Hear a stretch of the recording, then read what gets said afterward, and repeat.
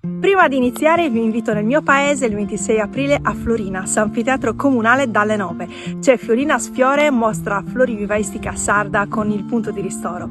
Ci vediamo lì. E già che siete a Florinas, a 5 minuti da lì c'è un posto che vi toglierà il fiato e che dovete assolutamente visitare. Siamo alla necropoli di Sadda e Sasile, appena fuori Ossi. 11 tombe preistoriche scavate nella roccia calcarea, più di 5.000 anni fa. Le Domus de Janas sono oggi e sempre qualcosa di veramente incredibile. La tomba maggiore, per esempio, ha 21 ambienti, 21 stanze scavate a mano con strumenti di pietra.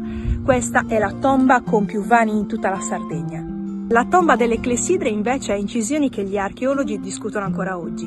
Messaggi per l'aldilà o qualcos'altro? 5.000 anni fa, in questo luogo di Sardegna, qualcuno ha preso una roccia e ci ha costruito dentro un mondo intero.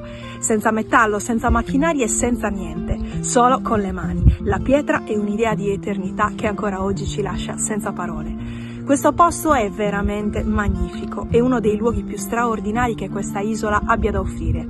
Siamo a 5 minuti da Florinas e 5 minuti da Ossi, nessuna fila, nessun biglietto. Salva questo video e ti aspetto a Florinas Fiore.